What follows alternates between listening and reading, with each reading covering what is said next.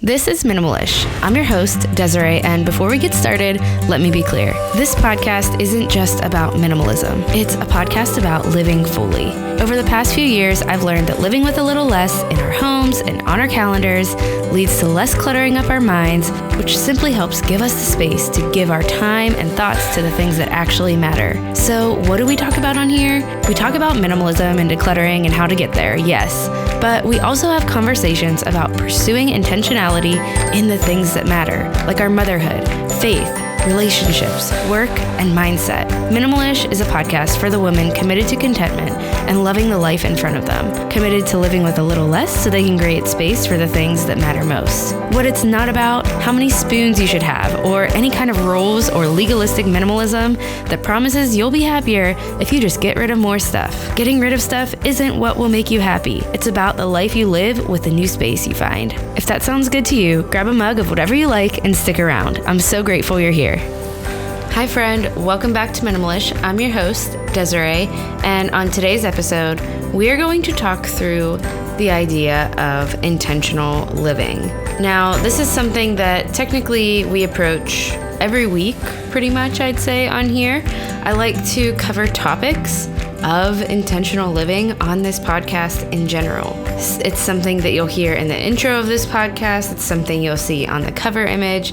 It's just this idea that this podcast is about living intentionally. And I try to approach topics specific to minimalism as well, at least once a month. But when it comes down to it, for me, minimalism has been a tool to help me live a more intentional life. Because buying a ton of stuff, feeling like I need the next best thing all the time, those things keep me away from living intentionally. But I think we throw around this term often. It is kind of a catchphrase or a common thing to say right now. A trendy word is what I'm trying to say. This idea of living intentionally. But what does it actually look like? And that's what I wanted to cover in today's episode. I kind of just want to get back to the basics of something that is so important with this podcast. Whenever I invite on a guest, I either am covering a topic specific to minimalism and decluttering stuff, or a topic specific to intentional living, which basically covers anything else that we talk about on here, I'd say. So what is it? What does it even mean? And what does it actually look like to live an intentional life? Now, I ask this because lately I've been getting caught up in this idea of what does intentional living look like, because my life is taking quite a change and quite a turn of what it has looked like these past few years. If you don't know what I'm talking about, you can go back to my previous episode, the episode that is all about change, and I will put that one in the show notes. But a lot is changing around here, and I've kind of looked at this idea of, okay, but if intentional living doesn't only look like what I've been doing for the past couple of years, then what does it look like as I move forward? How do I still live intentional as I go back to work full time? What does intentional living actually look like? And I think if you are anything like me, then you might get caught up in comparison sometimes. There are things that look like intentional living if you find yourself on social media at all, following along with accounts that share intentional living type of things.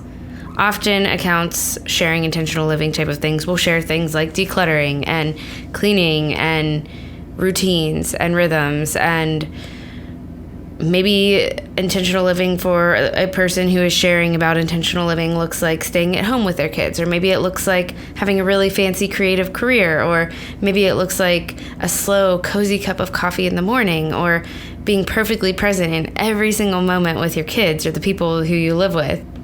A lot of intentional living accounts share about homeschooling as well.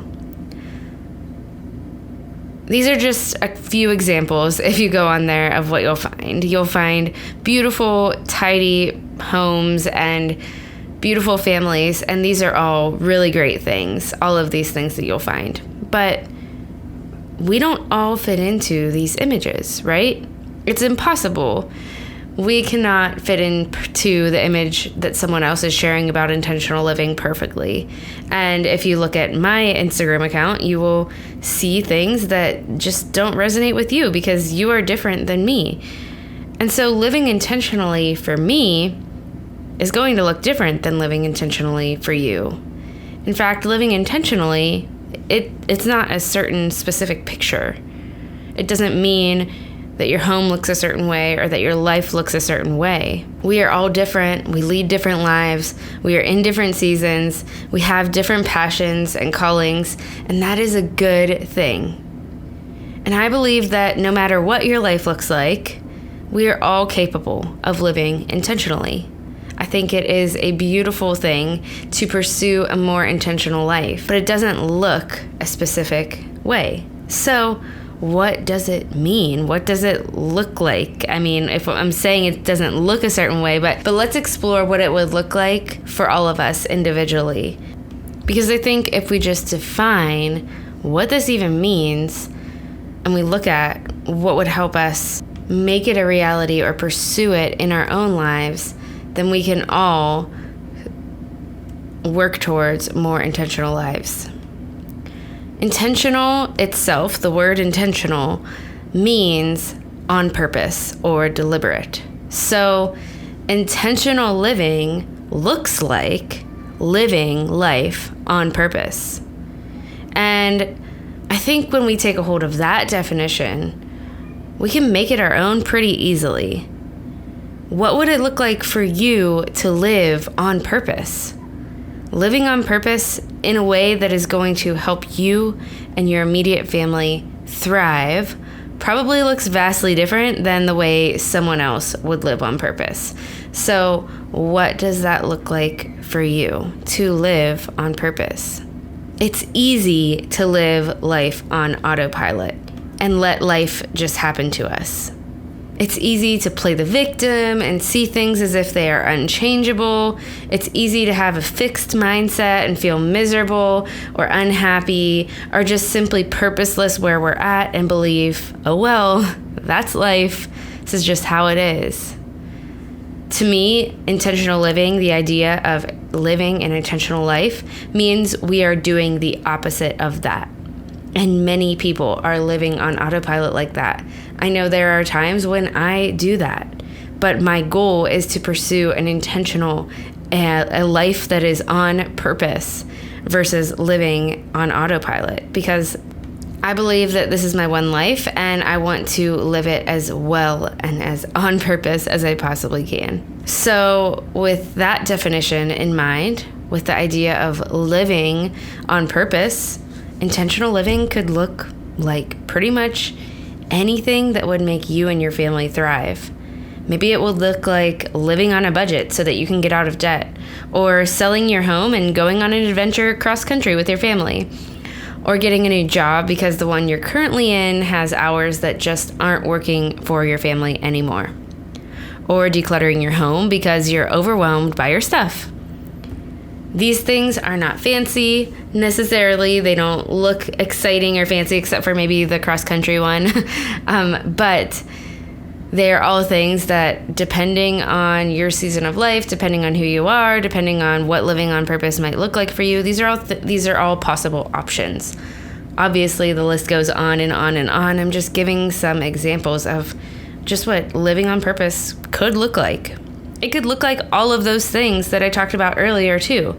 Starting the morning slow with a quiet cup of coffee. That could be living life on purpose for sure. I know many days, if I start my day like that, I feel like I'm living the rest of my day much more on purpose than as if I was abruptly awakened by my child to start the day. Choosing homeschooling might be a way that your family lives on purpose. Or creating a job that is your own and being your own boss. That might look like living on purpose to you. Being more present with the people around you is definitely living on purpose. So all of these things, they fit in this definition of intentional living, but they are not the definition of intentional living. The definition of intentional living is literally living life on purpose. So taking that definition into your life and figuring out what that looks like, that's what this is all about. It might look like big decisions, big actions that you need to take. It might look like small decisions, small daily actions. It might look one way today, and it might look a totally different way a year from now. In fact, if we are living intentionally, we probably welcome change, because living on purpose might look like quite an adventure, even if it's just an everyday, mundane type of adventure. I do think that intentional living on purpose, requires us to do a few things. I think that these are kind of pillars of intentional living in a way, or just things to come back to if you want to live an intentional life. If you're kind of like, I want to live on purpose, but I don't even know where to begin. I think these are things that can help us get there. So the first thing is to ask a lot of questions. Question everything. Question what your life looks like right now. Question what you had hoped and dreamed for. Question what your family is pursuing right now, what your family's schedule looks like right now. Question all of that. Ask questions and have open communication with yourself and with your family, and do not be afraid of change. What is working, what isn't? And based off of that, the second thing is to edit your life. There's a quote by Nathan Morris that says, "Edit your life frequently and ruthlessly." It's your masterpiece, after all. What does that even mean? Well, it could look like editing your calendar and what is taking up your time, editing your home and what stuff you put in it and what stuff you allow to be in it. I love this quote. I love this idea of living by this idea of editing your life. Nothing has to be permanently in your life. Edit it based off of what is best for you and the people that matter most to you and the people that you are responsible for taking care of.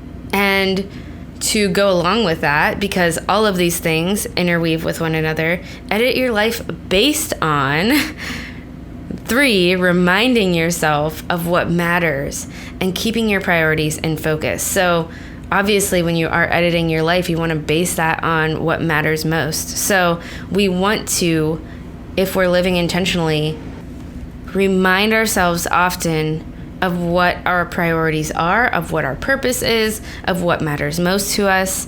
For me, I do this in the mornings. I even created an entire journal around it called Simple Morning Lists.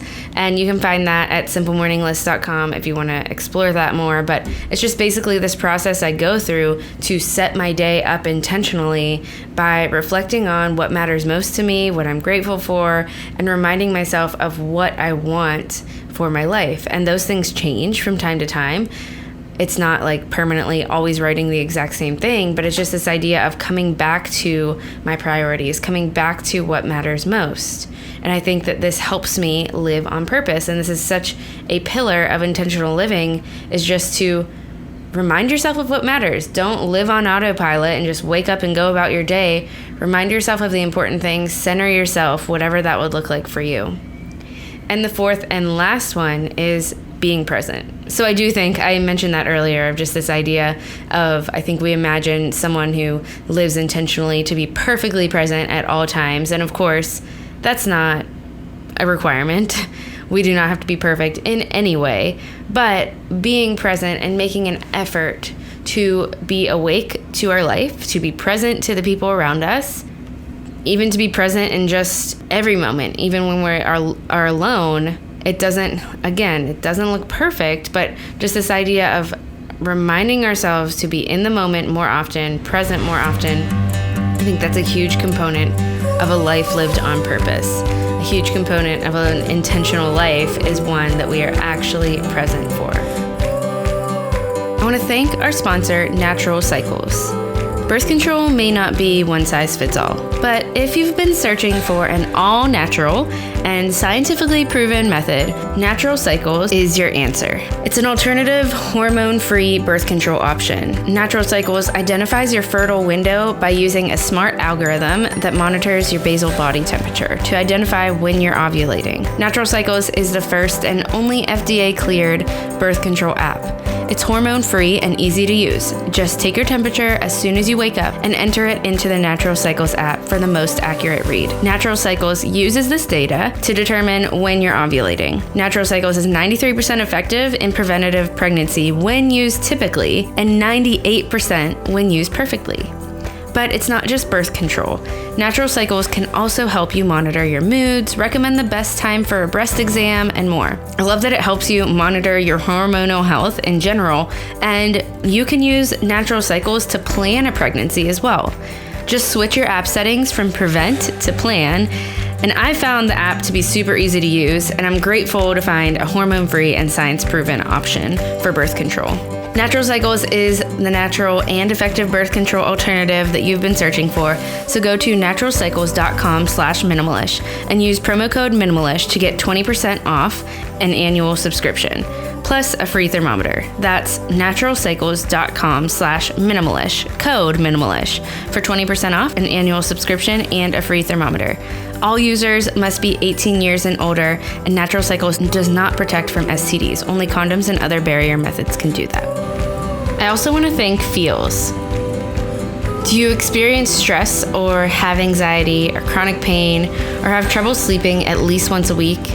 You are not alone if you said yes to any of these things. And right now, we've all been living through a time when many of us are experiencing stress and anxiety, maybe more than usual. Personally, I know that I have felt anxiety on and off over the past few months, but it's something that I've lived with all of my life. Feals is premium CBD, which is delivered directly to your doorstep, and Feals naturally helps reduce stress, anxiety, pain, and sleeplessness. The thing to remember about CBD is that finding your right dose is important, and everyone's dose is different, so leave room to experiment over the course of a week or so. And what I love about Feals is that they offer real human support. So they offer a free CBD hotline to help guide your personal experience. Feals helps you feel better naturally. There's no high, hangover, or addiction.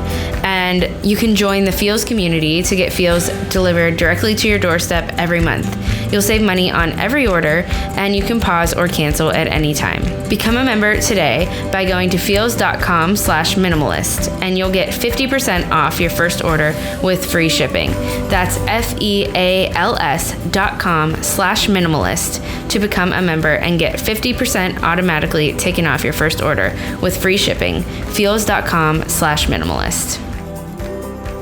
So that is my spiel on intentional living, and that's just what I've been thinking through as my life is changing a lot over this next month or so. I've been thinking about how do I continue to center myself in this value of living on purpose, living intentionally, and these are just some reflections that I made and I wanted to share with you. But I also want to just talk about what does it mean and look like to live intentionally right now during this pandemic that we're living through, because everything has been thrown out of whack. So we might have been doing life on purpose really well earlier, like in January and February, but then when everything went crazy and when we got locked down in our houses, I mean, that's not what it looked like for everyone, but you know what I mean. When stay-at-home orders went out, when life got turned upside down for so many of us, it probably changed, right? What does life on purpose, what does intentional living look like during this time, and how can we pursue it during this time? Well, again, I'm going to echo the fact that it does not look any one certain way. But the fact that we are still talking about this, it makes me want to reconsider it, because I've had some episodes where I talked about, you know, how I'm doing life during the pandemic. I had some guests on talking about this, but I'm starting to get the feeling that things are still going to be out of whack and weird and pandemic-y for a while longer. So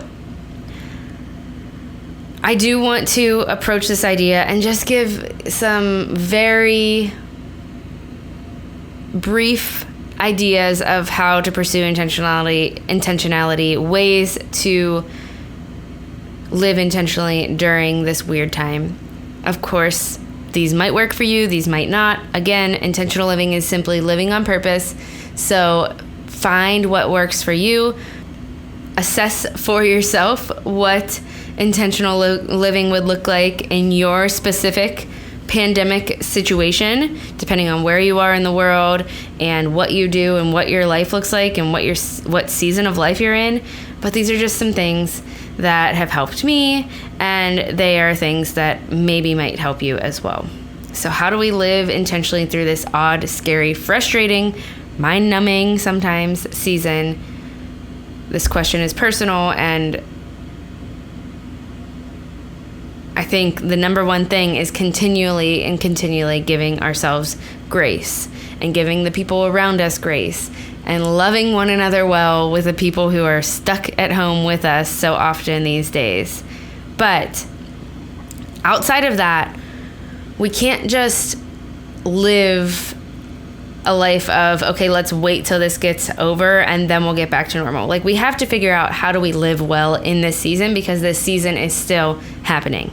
So here are a couple of things that have worked for me. Number one, reconsider routines. Your normal routines have been thrown way out by now.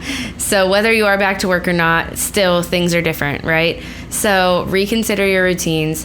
Find what is going to work right now versus what has worked in the past. Change things up, even if it's just one routine, one small routine. Number two, get outside. I've said this so many times these past few months, so I feel like I don't have to say it again, but connect with nature, get outside, move your body, take walks, move your body in whatever way feels great to you. Just do that. That has made the biggest difference for me. I don't think I would have been living intentionally at all through all of this if I wasn't getting outside and moving my body and taking walks. It helps me reflect. It helps me just reset myself, and it helps us. Honestly, getting outside is healthy for us. You can get natural vitamin D if you let yourself be in the sun for a while as well. Number three is pursue community. So this is a little bit iffy because, of course, we don't want to just go out and about and be with everyone everywhere because, the pandemic is still happening. But if you are still at this point where you've only seen like 3 other people or 2 other people or the people that you live with for months and months and months, that might be driving you crazy. There might be reasons why you have to do that, and I totally understand. And for you, please disregard what I'm saying. But for many of us, we can probably safely see some other people and regain at least a feeling of community. Safely see them. So that means if you feel like you need to wear a mask to see friends, then do it.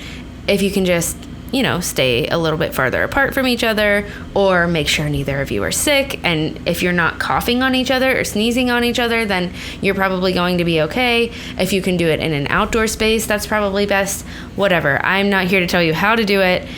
Even if this goes against how you feel about the whole pandemic, then obviously take what works and leave what doesn't. But I do think we are meant to be with other people, and I think that this is the main thing that is driving a lot of people to feel really depressed at this point in the year and really just, not knowing, really unmotivated. It's just this fact that we are isolated. And so if you can get yourself out of that in some way by just adding a few people to the list of people that you see and doing so safely, I think that's going to go above and beyond of helping you feel like you are living more purposefully during this time, and honestly just making you a happier person and more motivated person, because we are meant to live in community with others. Number 4 is to assess your space. So it could be a really good time to do that if you are feeling a little extra motivated, or if you could just put 20 minutes on your timer and force yourself to do it. just declutter one space that has been driving you crazy, because chances are you are spending a little bit more time in your home still. Whether you are back at work or not, you're probably still spending more time in your home because you're not going out places after work. So assess your space, declutter some areas that are driving you crazy. This could help just bring some peace. This could help you have more clarity in your mind so that you can do other things in a more purposeful way. I know that this is something that we've continually come back to during this time, because surely there have been many days where our house has gotten out of control because there are just 3 people living in here at all times. We're making messes. But when we reassess our space and do a good little declutter of certain areas, this has made such a difference. Number 5 is to work towards some sort of goal. Now, in the beginning of this all, I thought that I was going to write a book during this time. I have not made much progress on that, and I gave myself a lot of grace because with all those bucket lists that were going around, I think we all quickly realized that that was super overwhelming and that this is a really mentally taxing time that we are living through, and possibly physically taxing if you've been sick as well. So the thing is, now we are months and months into this. I think it's time to maybe just pull ourselves out of that place where we're just doing nothing and waiting for this to be over. You might be feeling really low right now. Like I said, I've seen a lot of people discussing that they are feeling that way. And it's not a normal time to be living at all. But having something to work towards, even if it's just something you work towards one time a week, can help keep us accountable for feeling like we are accomplishing something that is important to us. So whether it's a home project, a side business, a health goal, something that you're learning and something new that you're learning, this just can be something that can, be a bright spot in our week or our day, if it's something you decide to do daily, to just have a goal that we are working towards. Of course, give yourself grace along the way, but this idea that we are still in this and it doesn't look like it's completely ending anytime soon. So having something to work towards, I think, is a good way to live more intentionally during this time. The last one is to keep yourself healthy. Now, we are in a pandemic, so I think this just makes sense. Focus on immunity, whether that means eating healthier foods, choosing fresh foods as much as you can, having some supplements you're taking. I'm not going to give any recommendations because I am not a health professional, but I think that this is just an important way to live on purpose right now, is to keep ourselves healthy in whatever way, whether that's moving more, eating healthier, or just choosing some supplements that might boost our immunity in some way. All right, those were just a few ideas off the top of my mind. I hope that maybe even one of them resonated with you and gives you some idea of, if you're feeling kind of lost and purposeless and low right now, just something to kind of hold on to move forward in a more intentional way. And I hope you enjoyed the chat on intentional living in general. I think it's good to get back to the basics sometimes and just define these terms that we so often use, or we so often kind of use as pillars of the way that we live. It's good to really dig down deeper, define those, break them up, and figure out what they mean to us personally. So that's what intentional living means to me personally. Of course, define it for yourself, but I think a good rule of thumb is, what would life on purpose look like for you? All right, friend, that's all I have for today's episode. Thank you so much for being here. If this one resonated with you, if you enjoyed it, share it with a friend or share it on Instagram. You can tag me so that I can see that you shared it. And I am so grateful for you for being here. I will talk to you right back here again next week.